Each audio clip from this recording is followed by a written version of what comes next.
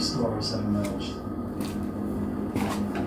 One of them happens to be mine. September 2006 was a time when I felt at the bottom of the food chain.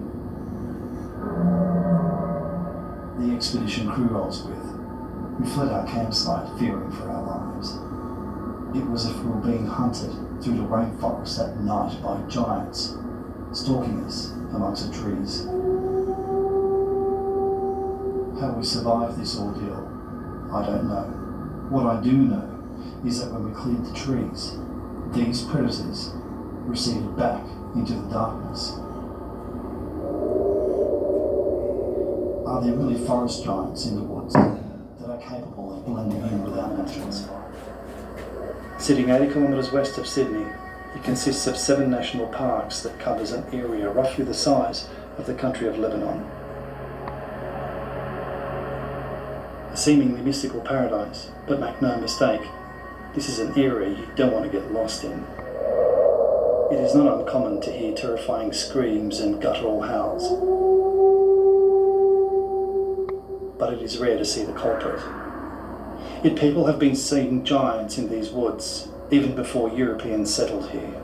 Some describe them as standing 8 to 10 foot tall, a composition between a human and a great ape, and a master of disguise. It cannot be categorised or referenced to any man's feet.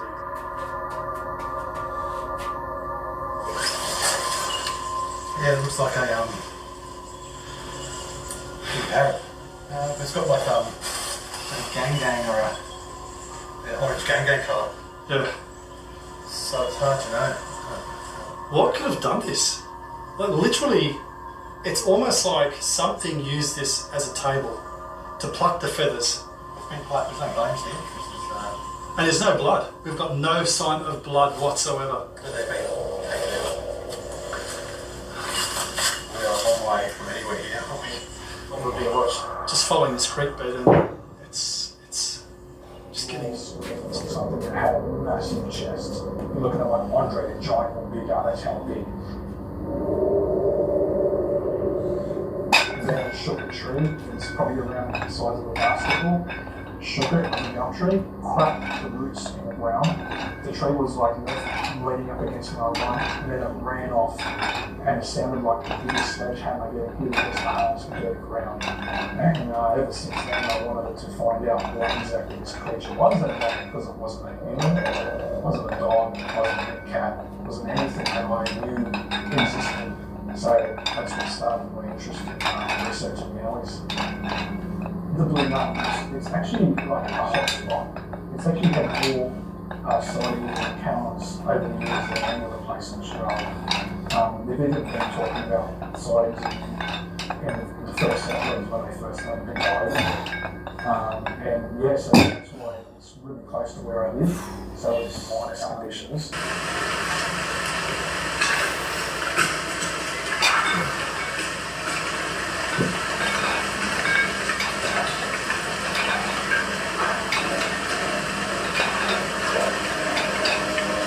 So I've gone back there just to check it out. So I've got down to the creek bed. I've noticed a tree break. So I've actually put the camera down, and as I've put the camera down on the rock, I've picked up something in the background.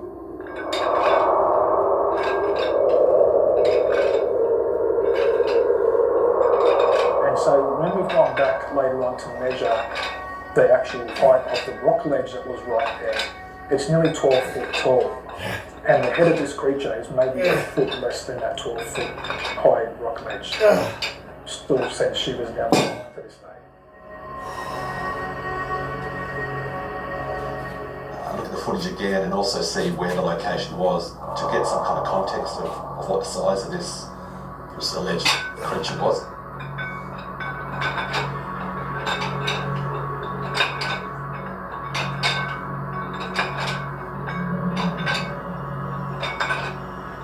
I have like an old Panasonic open camera finder, and then I've grabbed it, and as I've grabbed it to put it down on this rock, it's pointed back up that way. It's just later on that when I was checking my film like I always do, I noticed something up here, and something that moved. And then after coming back and then measuring how tall this rock ledge is, it's up to 12 feet high in some spots. That shape is in the clear area to the right of that. It makes a lot more sense. Being here now validates a lot more than just looking at the video because, like I said, it is a lot lusher. It's very deceiving, the picture to pick up. A lot of you barely see some of this. Had you been higher up, you would have seen more. I would have seen more. Although that brush wasn't the way.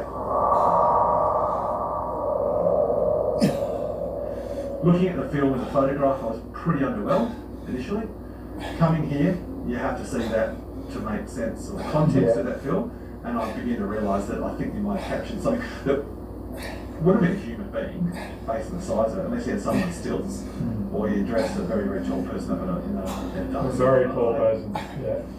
I never even think of that. So, yeah, that I'm impressed. I'm really impressed with this. And being here now sort of hammers it in that something you captured something that was very, very good. Seeing the picture and the video doesn't make you realise how close this creature is until you actually come to the site. The dog started barking ferociously.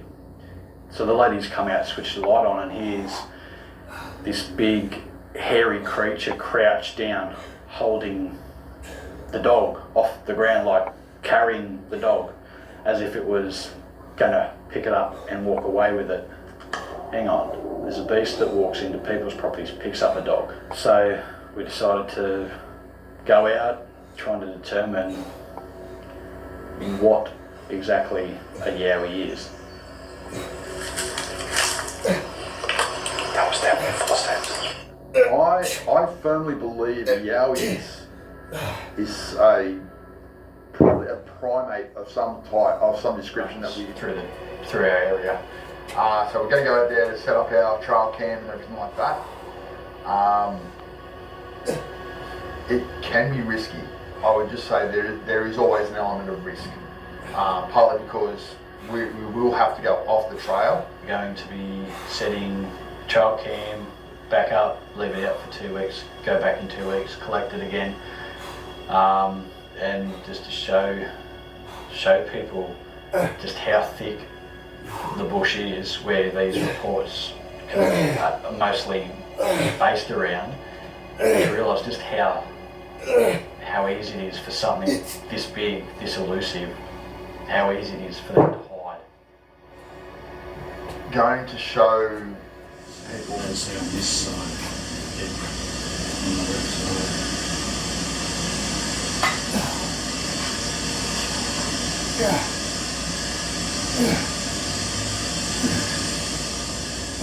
What's up?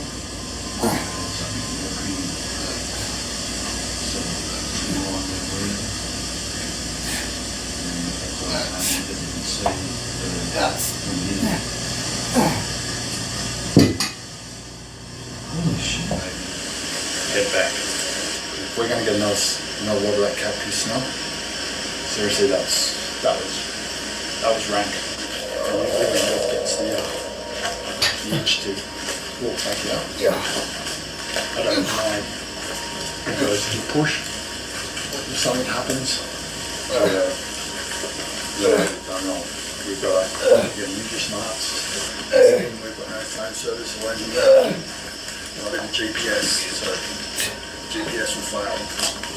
Can't send out. Holy mackerel. Still Australian biogeography. Australia was an isolated continent. We have our unique marsupial fauna. We got some fauna from, I suppose, the Asian region, as is north.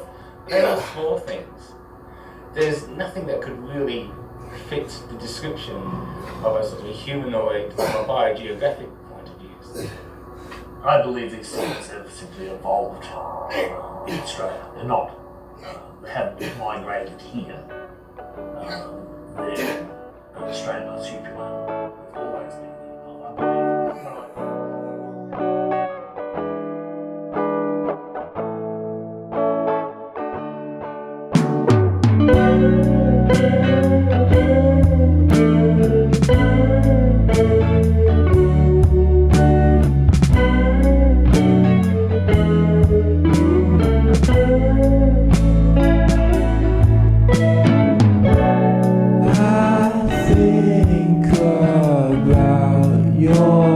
day.